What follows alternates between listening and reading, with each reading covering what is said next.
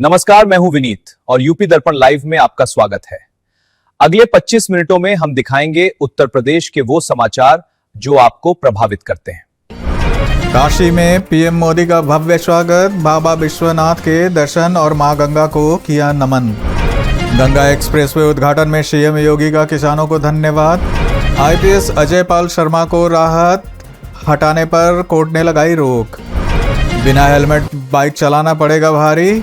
Kanpur medical college की बड़ी खोज, एक दवा से डायबिटीज और मोटापा कंट्रोल। अब आगे के समाचार सुनिए विस्तार से। काशी में पीएम मोदी का भव्य स्वागत, बाबा विश्वनाथ के दर्शन कर मां गंगा को किया नमन। प्रधानमंत्री नरेंद्र मोदी के वाराणसी दौरे के दौरान शहर में भव्य स्वागत का माहौल देखने को मिला। काशी विश्वनाथ मंदिर में दर्शन पूजन करने के बाद उन्होंने मां गंगा को नमन किया और प्रदेश की समृद्धि की कामना की। इस दौरान शहरवासियों ने पुष्प वर्षा, बैंड बाजे के साथ उनका स्वागत किया। पीएम ने इससे पहले 6,332 करोड़ रुपए की 163 विकास परियोजनाओं का लोकार्पण और शिलान्यास भी किया। इस दौरे को धार्मिक आस्था और विकास के संगम के रूप में देखा जा रहा है, जिसने काशी के महत्व को और बढ़ा दिया है। यूपी विधानसभा सत्र में महिला मुद्दों पर चर्चा, सियासी टकराव तय। उत्तर प्रदेश विधानसभा का सत्र 30 अप्रैल से शुरू हो रहा है, जिसे इस बार विशेष माना जा रहा है। सरकार ने महिला सशक्तिकरण और सामाजिक मुद्दों पर सार्थक चर्चा की तैयारी की है, जिसमें महिला सदस्यों को अधिक से अधिक बोलने का अवसर दिया जाएगा। वहीं समाजवादी पार्टी और अन्य विपक्षी दल सरकार को घेरने के लिए रणनीति बना चुके हैं। राजनीतिक विश्लेषकों का मानना है कि यह सत्र काफ़ी हंगामेदार हो सकता है। इस दौरान कानून व्यवस्था, रोजगार, विकास जैसे मुद्दों पर तीखी बहस देखने को मिल सकती है। गंगा एक्सप्रेसवे उद्घाटन में सीएम योगी का किसानों को धन्यवाद, लाखों ने दी जमीन। गंगा एक्सप्रेसवे के उद्घाटन के अवसर पर मुख्यमंत्री योगी आदित्यनाथ ने उन किसानों का आभार व्यक्त किया जिन्होंने इस परियोजना के लिए अपनी जमीन दी।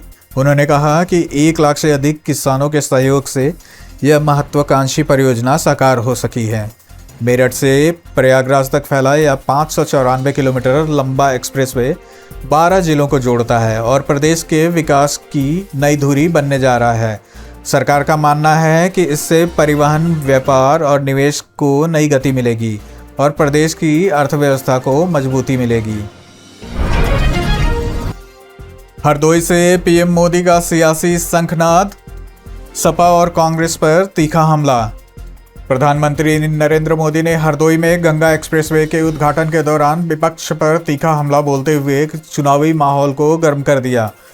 उन्होंने समाजवादी पार्टी और कांग्रेस को विकास विरोधी, नारी विरोधी बताते हुए कहा कि इन दलों की नीतियों से प्रदेश का नुकसान हुआ है। पीएम ने अपने संबोधन में कानून व्यवस्था, विकास और महिला सशक्तिकरण के मुद्दे को प्रमुखता से उठाया। उनके इस बयान को आगामी चुनाव के लिए राजनीतिक संदेश के रूप में देखा जा रहा है, जिससे प्रदेश की राजनीति में हलचल तेज हो गई है।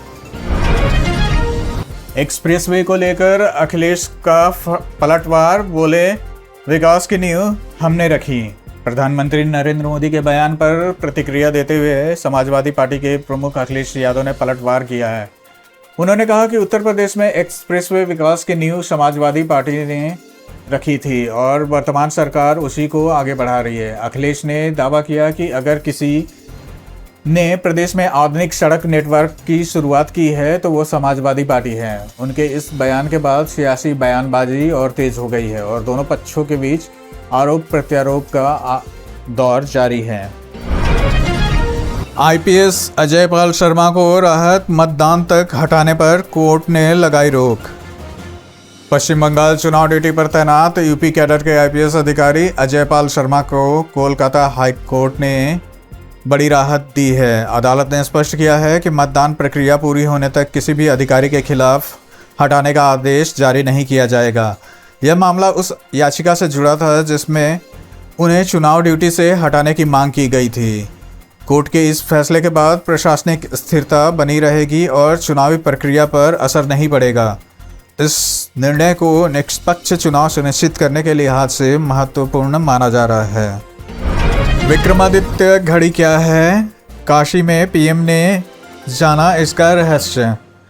वाराणसी दौरे के दौरान प्रधानमंत्री नरेंद्र मोदी ने काशी विश्वनाथ मंदिर परिसर में स्थापित विक्रमादित्य वैदिक घड़ी का अवलोकन किया और इसकी कार्यप्रणाली को विस्तार से समझा।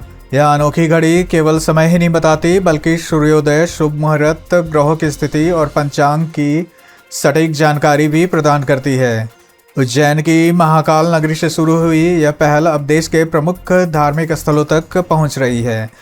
इस घड़ी को मध्य प्रदेश के संस्कृति विभाग के अंतर्गत महाराजा विक्रमादित्य शोधपीठ उज्जैन के विद्वानों ने विकसित किया है। हाल ही में इसे काशी विश्वनाथ परिसर में स्थापित किया गया, जिससे पारंपरिक ज्ञान और आधुनिक तकनीकी का अद्भुत संगम देखने को मिल रहा है। ओपी राजभर केस में सपा प्रदेश अध्यक्ष का बयान दर्ज, अगली सुनवाई 13 मई। मंत्री ओम प्रकाश राजभर से जुड़े मामले में सपा प्रदेश अध्यक्ष श्यामलाल पाल का बयान अदालत में दर्ज कर लिया गया।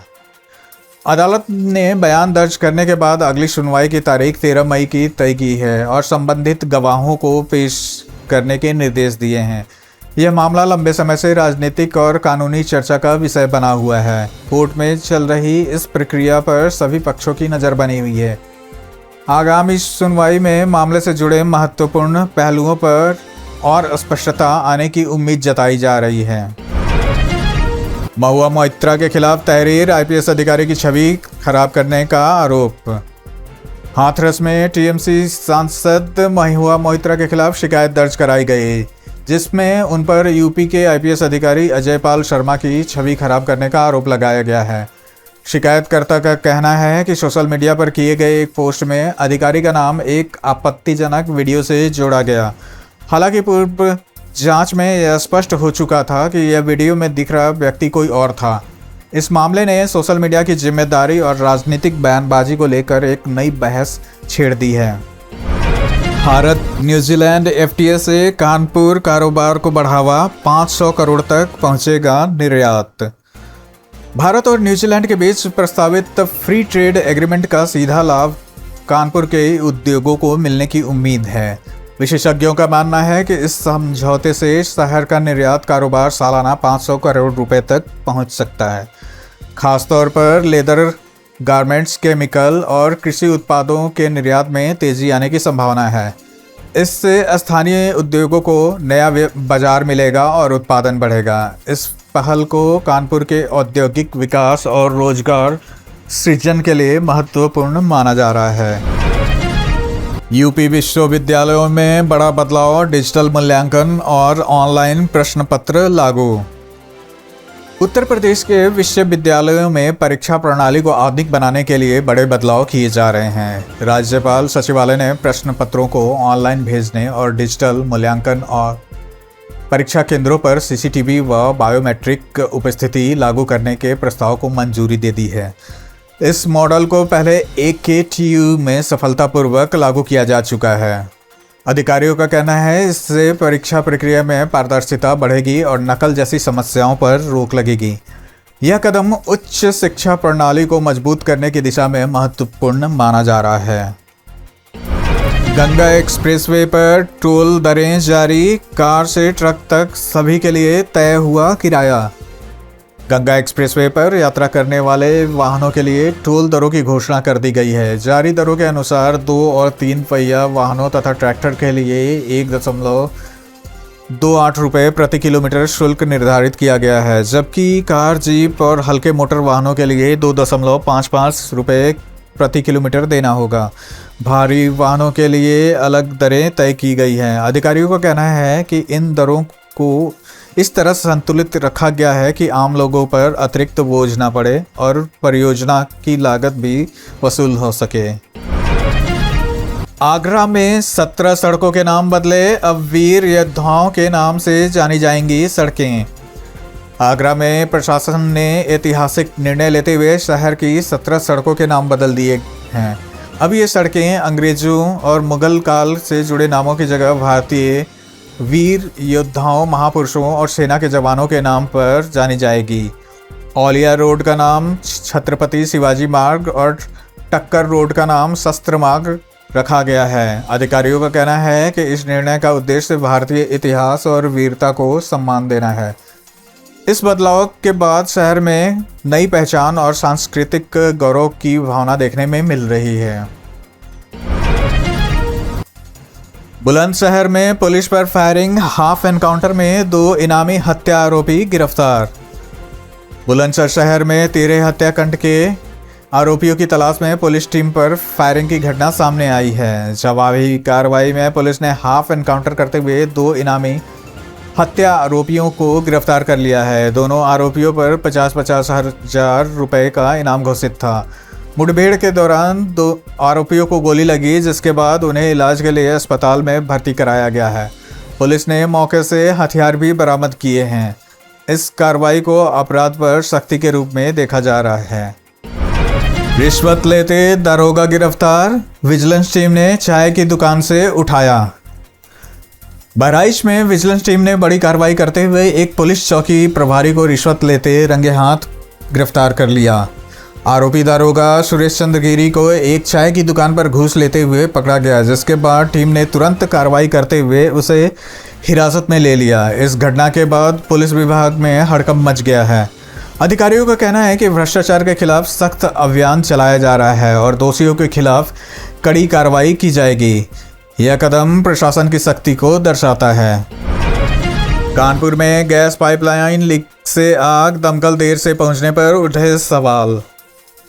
कानपुर के कल्याणपुर क्षेत्र में पीएनजी गैस पाइपलाइन में लीकेज होने से एक घर के बाहर अचानक आग लग गई, जिससे इलाके में अफरा तफरी मच गई। हालांकि इस घटना में किसी के हताहत होने की सूचना नहीं है, लेकिन आग बुझाने में दमकल विभाग के देर से पहुंचने पर सवाल उठ रहे हैं। स्थानीय लोगों ने बताया कि करीब 1 घंटे तक आग जलती रही, जिसके बाद स्थिति नियंत्रित की गई। इस घटना ने सुरक्षा व्यवस्था और आपातकालीन सेवाओं की कार्य प्रणाली पर गंभीर सवाल खड़े कर दिए हैं। घूसखोरी पर सख्ती, दरोगा और विश्वविद्यालय क्लर्क दोनों रंगे हाथ गिरफ्तार। उत्तर प्रदेश में भ्रष्टाचार के खिलाफ कार्रवाई तेज करते हुए विजिलेंस टीम ने 2 अलग अलग मामलों में बड़ी गिरफ्तारी की है। बहराइच में एक दरोगा को 10,000 रुपये रिश्वत लेते हुए पकड़ा गया, जबकि आजमगढ़ में एक विश्वविद्यालय क्लर्क को 50,000 रुपये लेते रंगे हाथ गिरफ्तार किया गया। दोनों मामले में शिकायत मिलने के बाद जाल बिछाकर कार्रवाई की गई थी। अधिकारियों का कहना है कि भ्रष्टाचार के खिलाफ जीरो टॉलरेंस नीति के तहत यह अभियान जारी रहेगा। इन घटनाओं ने प्रशासनिक पारदर्शिता और जवाबदेही पर जोर बढ़ाया है। इंदिरापुरम की पॉश सोसाइटी में भीषण आग, कई मंजिलों तक फैली लपटें।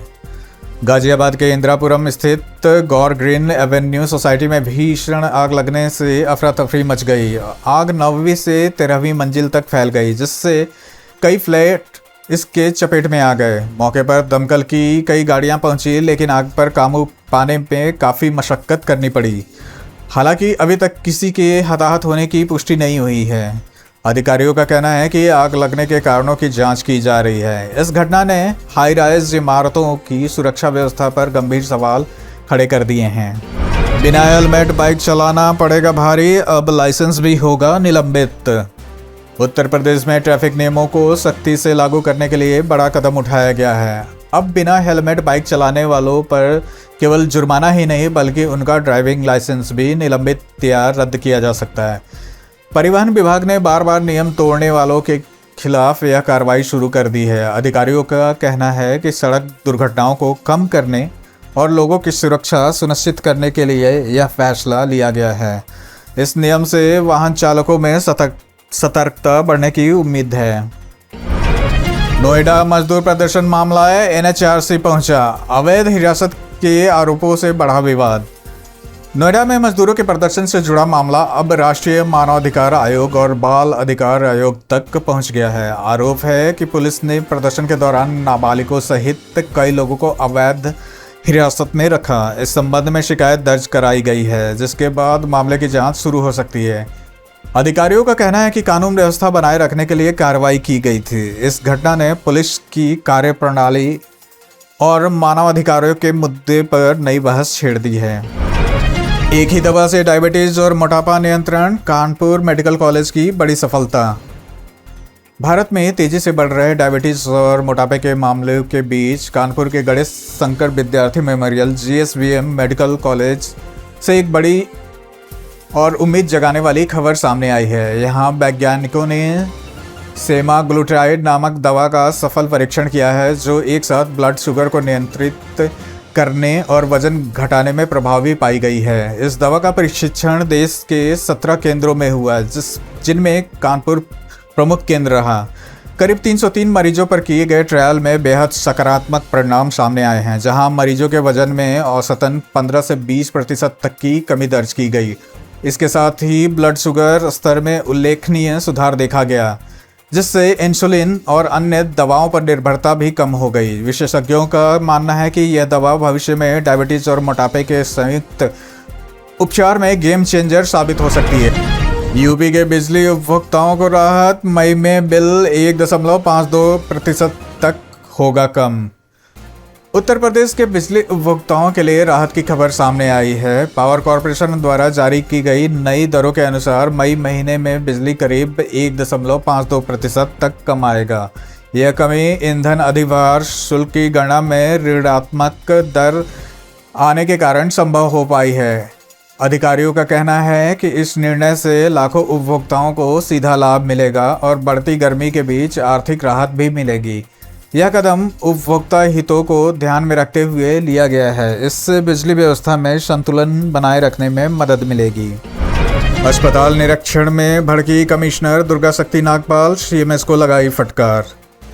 गोंडा के बाबू ईश्वर शरण अस्पताल के औचक निरीक्षण के दौरान कमिश्नर दुर्गा शक्ति नागपाल अव्यवस्थाएं देखकर नाराज हो गईं। निरीक्षण के दौरान उन्हें अस्पताल में साफ सफाई, व्यवस्थापन और मरीजों की सुविधाओं में कई खामियां मिली, जिस पर उन्होंने संबंधित CMS को जमकर फटकार लगाई।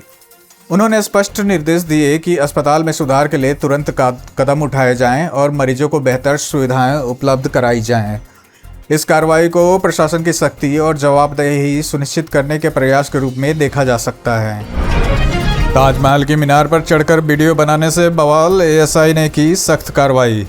आगरा में ताजमहल की प्रतिबंधित मीनार पर चढ़कर वीडियो बनाने की घटना ने सुरक्षा व्यवस्था पर सवाल खड़े कर दिए हैं। सोशल मीडिया पर वायरल हुए इस वीडियो के बाद भारतीय पुरातत्व सर्वेक्षण ने तुरंत कार्रवाई करते हुए संबंधित कर्मचारी को हटा दिया और ठेकेदार कंपनी को नोटिस जारी कर जवाब मांगा है। अधिकारियों का कहना है कि सुरक्षा नियमों का उल्लंघन गंभीर मामला है और भविष्य में ऐसी घटनाओं को रोकने के लिए सख्ती बढ़ाई जाएगी। इस घटना ने स्मारकों की सुरक्षा व्यवस्था पर नई बहस छेड़ दी है। यूपी में मौसम का U-टर्न, 17 जिलों में बारिश और तेज आंधी का अलर्ट जारी। उत्तर प्रदेश में मौसम ने अचानक करवट ली है, जिससे भीषण गर्मी के बीच लोगों को राहत मिलने की उम्मीद है। मौसम विभाग ने लखनऊ और कानपुर समेत 17 जिलों में ओलावृष्टि और तेज आंधी का ऑरेंज अलर्ट जारी किया है। कई क्षेत्रों में 60 किलोमीटर प्रति घंटे की रफ्तार से हवाएं चलने और गरज चमक के साथ बारिश होने की संभावना जताई गई है। प्रयागराज, आगरा और अयोध्या समेत 40 से अधिक जिलों में हल्की बारिश का अनुमान है। प्रशासन ने लोगों को सतर्क रहने की सलाह दी है।